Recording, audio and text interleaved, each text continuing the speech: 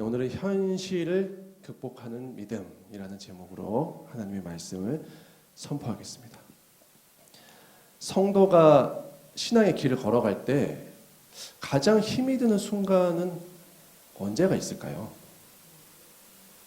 하나님을 믿고 약속을 믿었지만 오랫동안 그 약속이 이루어질 기미가 보이지 않고 오늘 내가 바라보는 현실은 여전히 소망이 없어 보이고 앞으로도 그런데 딱히 뾰족한 수가 없어 보일 때 하나님은 참 멀게 느껴지고 우리의 마음이 한없이 외로워지는 그런 때가 있습니다. 지속적인 이런 시험 속에서 우리의 신앙이 흔들리고 위기가 찾아올 때 그때 우리의 신앙을 보존하기 위해서 우리는 무엇을 할 수 있을까요? 오늘 아브라함의 모습을 보면서 이 이야기를 해보려고 합니다. 오늘 본문의 아브라함이 이런 큰 신앙의 위기를 지금 맞이하고 있습니다. 아브라함은 지금까지 하나님이 주신 꿈, 하나님이 주신 약속을 가지고 열심히 달려왔습니다. 열심히 달려왔어요. 비록 때로는 뒷걸음질 치기도 하고 좌충우도 여러 가지 사건들이 있었지만 그래도 약속을 마지막에 붙들고 걸어왔습니다.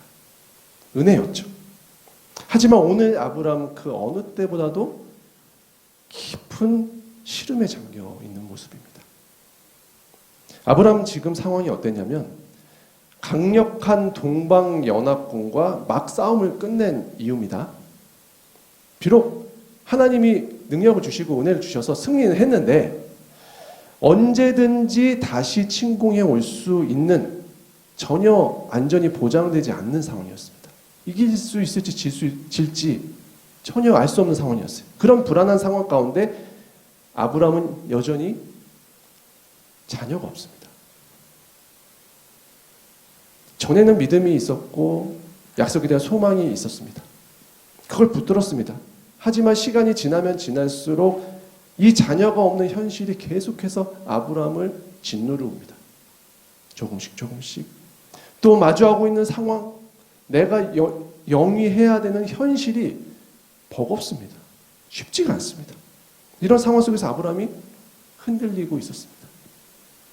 오늘 주님이 그런 아브라함의 마음을 보시고 그에게 찾아와서 말씀하시는 부분이 1절입니다. 1절 말씀을 다시 한번 다 함께 읽어볼까요? 이후에 여호와의 말씀이 환상 중에 아브라함에게 임하여 이르시되 아브라함아 두려워하지 말라 나는 내 방패요 너의 지극히 큰 상급이니라. 하나님이 뭐라고 하시죠?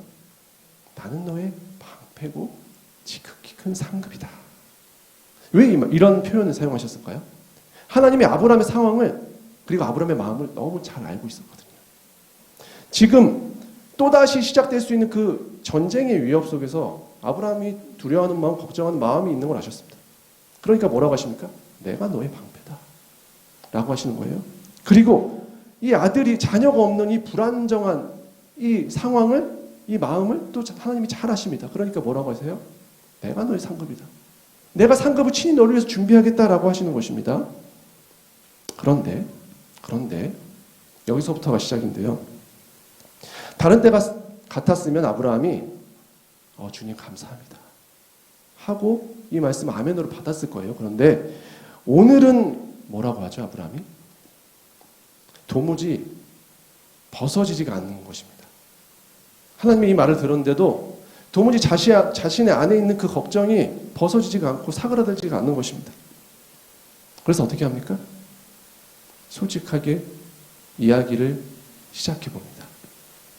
여기 오늘 말씀에 첫 번째 메시지가 있습니다. 현실을 극복하는 믿음. 첫 번째, 자신의 마음을 솔직하게 주님께 말하라는 것입니다. 솔직하게 주님께 말하는 것. 이것이 현실의 어려움을 극복하는 첫 번째 접경입니다. 사랑하는 성도님들, 아무리 숨기려고 해도요, 우리 마음의 진심이 무엇인지 하나님이 아실까요? 모르실까요? 이미 다 아세요. 그러니까 차라리 내가 용납이 안 되고 이해가 안 되고 받아들여지지 않으면 어떻게 해야 될까요? 아닌 척하고 있어야 될까요? 그게 아니라는 것입니다. 차라리 투덜거릴지라도, 차라리 하나님께 따져 물을지라도 괜찮습니다. 솔직한 것이 훨씬 더 낫습니다. 훨씬 더 낫다는 것입니다. 주님은 우리 아버지십니다. 우리는 그의 자녀입니다. 우리를 오래 참으시고 인자와 자비가 무공하신 하나님이십니다. 그런 하나님께 무슨 말을 우리가 할 수 없을까요? 차라리 내 부족함을 인정하는 것입니다. 그리고 솔직하게 하나님께 접근해 보십시오. 그러면 주님은 우리를 내치지 않으십니다. 우리를 품으십니다. 우리의 연약함을 알기 때문에 그 문제를 솔직하게 이야기한 우리를 보시고 그 문제를 해결해 주신다는 것입니다. 사랑하는 성도님들, 하나님이 가장 싫어하는 것 중에 하나가 무엇인지 아십니까? 외식을 정말 싫어하시거든요. 근데 자꾸 우리는 감추고 싶어요. 좋은 모습만 보여드리고 싶은 마음은 알지만 하나님은 외식하는 자를 정말 싫어하십니다. 진실되게 나오는 사람은 하나님이 긍휼하게 여기세요. 그 연약함을 아시기 때문에. 환자에게 의사가 쓸데있다 하잖아요. 그런데 아닌 척하고 있으면 의사가 필요가 없는 것이죠. 그러니까 외식은 하나님이 정말 싫어하는 것입니다. 오늘 아브라함도 그래서 솔직하게 다가가는 것입니다. 솔직하게. 차라리 내 마음 하나님한테 한번 털어놔 보자. 이러다가 내가 하나님에게서 아예 떨어져 나가겠다 싶은 거예요. 그러니까 차라리 대면하는 것입니다. 그리고 그때부터 아브라함의 문제가 해결이 되기 시작하는 것이에요. 자, 2절 말씀 다 함께 읽어보시겠습니다. 2절입니다. 아브라함이 이르되 주 여호와여 무엇을 내게 주시려 하나이까? 나는 자식이 없사오니 나의 상속자는 이 다메섹 사람 엘리에셀이니이다. 자, 굉장히 지금 솔직하게 얘기를 하고 있습니다. 하나님, 저에게 뭘 주신다는 것입니까? 지금 나의 상속자는 자녀가 없고요. 내 상속자는 지금 이 엘리에셀밖에 없는데 오늘 여전히 아브라함이 바라보고 있는 현실의 어려움은 무엇입니까? 나는 자식이 없어. 이것입니다. 사랑하는 성도님들, 아브라함의 모습이 어떻게 느껴지십니까? 저는 아브라함 마음은 사실 인간적으로 충분히 이해가 됩니다. 10년 동안, 무려 10년 동안 자녀가 없었습니다. 약속이 있은 후에요. 그가 약속을 받고 땅을 떠날 때 나이가 75세였고 지금은 80대 중반이 됐죠. 사레의 나이가 75세입니다. 이미 자연적으로는 출산이 불가능합니다. 그렇죠? 약속을 믿고 싶지만 현실도 너무 무겁고 시간도 너무 오래 흘렀습니다. 그러니까 아브라함이 어떻게 생각을 하게 되는 거예요? 엘리에셀이라는 종을 대안으로 고려를 자꾸만 하게 되는 것입니다. 뒷내용을 좀 더 볼까요? 다 함께 3절 말씀도 함께 읽어보겠습니다. 아브라함이 또 이르되 주께서 내게 씨를 주지 아니하셨으니 내 집에서 길린 자가 내 상속자가 될 것이니이다. 솔직한 마음이에요. 솔직한. 지금 10년 동안 저희한테 안 주셨잖아요. 그러니까 저는 이 엘리에셀이라도 세워야겠습니다라고 하는 것입니다. 이제 내가 해결책을 모색해 보겠다는 거예요. 하나님 앞에 솔직하게 얘기하는 것입니다. 이쯤 되면 하나님이 아브라함에게 어떻게 좀 하셔야 되는 거죠? 달래주셔야 되는 거 아닙니까?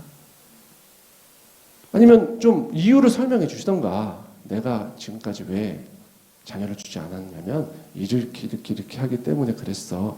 좀 이렇게 달래줘야 되는데 지금 하나님이 뭐라고 대답을 하시는지 보겠습니다. 4절 말씀 먼저 보겠습니다. 4절 여호와의 말씀이 그에게 임하여 이르시되 그 사람이 내 상속자가 아니라 내 몸에서 날 자가 내 상속자가 되리라 하시고 그 뒤에 5절 말씀 보시면 그를 이끌고 밖으로 나가 이르시되 하늘을 우러러 무뼈를 셀 수 있나 보라. 또 그에게 이르시되 내 자손이 이와 같으리라. 지금 하나님이 현실의 그 문제와 약속의 이 괴리가 있잖아요. 큰 괴리가 있는데 이것을 줄여주는 게 아니고 오히려 더 확장시키는 거예요. 더 확장시켜 버리는 것입니다. 내 약속으로 반드시 너에게 자녀의 상급이 주어질 것이고 너가 하늘을 바라보는 무별과 같이 많아질 것이다. 현실에 갇혀있는 아브라함을 위해서 오히려 더 확장시켜버리는 거예요. 약속을. 여기서 6절 말씀을 보면 갑자기 놀라운 반전이 일어나고 있죠. 지금까지 현실에 짓눌리고 세상적인 방법을 찾던 아브라함이 갑자기 여호와를 믿기로 다시 결정하는 거예요. 그렇죠? 그리고 하나님이 이 아브라함의 믿음을 의롭다고 여기셨습니다. 도대체 아브라함에게 어떤 일이 일어난 것일까요? 여기 오늘 말씀에 두 번째 메시지가 있습니다. 현실을 극복하는 믿음 두 번째, 나의 눈을 버리고 하늘의 눈을 얻어야 한다는 것입니다. 다시 한번 말씀드립니다. 나의 눈을 버리고 하늘의 눈을 얻어야 된다는 것입니다. 보통 이 이야기에서 아브라함을 많이 주목을 합니다. 아브라함이 다시 약속을 잘 믿었기 때문에 이렇게 승리할 수 있었다. 우리도 이런 믿음의 사람이 되자라고 얘기합니다. 과연 그럴까요? 이게 4절 앞에 부분하고 너무 다르지 않습니까? 갑자기 사람이 확 바뀌어버리잖아요. 우리가 궁금한 건 이 이야기가 아닙니다. 나도 믿음의 사람이 되자 이게 아니에요. 어떻게 아브라함이 그렇게 할 수 있었냐는 게 우리가 궁금한 것입니다. 어떻게? 오늘 아브라함은 거의 미끄러질 뻔했습니다. 믿음을 거의 떠날 뻔했습니다. 그가 어떻게 다시 믿을 수 있었습니까? 무너져가던 그의 마음과 믿음이 어떻게 다시 회복될 수 있었을까요? 그의 능력일까요? 저는 그렇게 보이지 않습니다. 하나님이 아브라함에게 다가오시기 전까지 그는 현실에 완전히 눌려 있었습니다. 상황에 완전히 갇혀 있었습니다. 그의 판단으로 봤을 때는 상황은 완전히 암울했습니다. 이것은 그의 능력으로 빠져나온 것이 아닙니다. 그가 누구를 만났을 때? 하나님을 만났을 때, 그리고 하나님과 진실된 대화를 시작했을 때 그에게 다시 어떤 눈이 열린 것입니까? 하늘의 눈이 열린 것입니다. 하나님의 눈이 열어 젖혀진 것입니다. 4절과 5절 말씀에서 하나님이 뭐라고 하십니까? 뭐라고 하시는 거예요 지금? 10년 동안 아들이 없었지? 그게 내 계획이다 라고 하시는 거예요. 너희 부부가 육신적으로는 더 이상 자녀를 낳을 수 없는 상황이 되는 그것이 나의 계획이다. 그것이 나의 계획이다. 그래서 나를 드러낼 것이다 라고 하시는 것입니다. 아직은 때가 아니고 때가 차면 이루시겠다는 것입니다. 그러니 내가 너의 방패고 내 약속이 너의 상급이다 라고 다시 하늘의 눈을 열어주시는 것입니다. 하나님의 약속을 다시 상기시켜 주시는 것입니다. 이것입니다. 사랑하는 성도님들, 오늘 내가 마주한 현실이 하나님의 약속에서 너무 멋입니까? 소망이 없고 뭔가 잘못된 것 같고 더 이상 기다릴 수가 없고 내가 뭔가 해야겠다고 생각이 드십니까? 아닙니다. 하나님은 실수가 없으십니다. 하나님의 계획 때문에 지금 오늘 우리가 이 자리에 있습니다. 이 상황이 하나님 때문에 있습니다. 성도님들, 예수님께서도 성령에 이끌려서 광야로 가셔서 마귀를 만나시죠. 그럼 그것은 하나님이 한 일이 아닙니까? 어려운 지경에 빠졌는데요. 하나님이 하신 일입니다. 성령에 이끌려서 가셨어요. 또 요셉의 상황을 한번 보실까요? 요셉. 그의 반평생이 얼마나 억울합니까? 얼마나 부조리합니까? 그런데 여전히 하나님이 그 부조리한 현실에서 요셉과 함께 하시죠. 그러니까 어떻게 됩니까? 그의 삶이 어둠 속에서도 형통의 길을 걷는 것입니다. 말이 안 돼요. 어려운데 형통의 길을 걷고요. 그 불합리한 현실이 합력하여서 선을 이루었다는 것을 우리가 익히 알고 있지 않습니까? 요셉은 많은 위기의 순간마다 주님의 선하신 뜻을 다시 붙들었습니다. 그는 위기 속에서 자신이 바라보는 현실의 눈에 머문 사람이 아니라 그 눈을 버리고 하늘의 눈을 취하는 사람이었다는 것입니다. 오늘 아브라함은 어떻습니까? 주님의 은혜로 오직 주님의 은혜로 그의 인생의 굵직한 위기의 순간마다 하나님이 그에게 찾아오시고 다시 하늘의 눈을 열어주시는 것입니다. 야, 그게 아니다. 지금 상황과 환경과 현실을 바라보는 너의 눈이 사실이 아니다. 이것이 사실이다. 내가 너의 방패요, 내가 너의 상급이다. 이것이 사실이고 진리다. 하늘의 눈을 열어주시는 것입니다. 그렇기 때문에 그것을 붙들 때 아브라함이 다시 믿음 위에 설 수 있었다는 것입니다. 이것이 아브라함이 받은 은혜입니다. 성경에서 이 약속만 3번을 반복합니다. 하나님이. 그러니까 실제로는 얼마나 더 많이 하셨을까요? 성경에서 3번 반복했는데요. 주님은 아브라함의 연약함을 아셨습니다. 우리의 연약함도 잘 아십니다. 우리가 현실 속에서 때로는 상황 가운데 매몰된다는 사실을 잘 아십니다. 그렇기 때문에 우리가 주님의 이름을 그 자리에서 부른다면 때마다 시마다 다시 와서 만져주시고 다시 하늘의 눈을 열어주시는 것입니다. 그래야만 삽니다. 사랑하는 성도님들, 이 땅의 현실이 심히 나를 괴롭게 할 때, 나를 시험할 때, 그래서 내 마음이, 내 믿음이 위기 속에 빠져 들어갈 때 눈을 들어 하늘을 바라보십시오.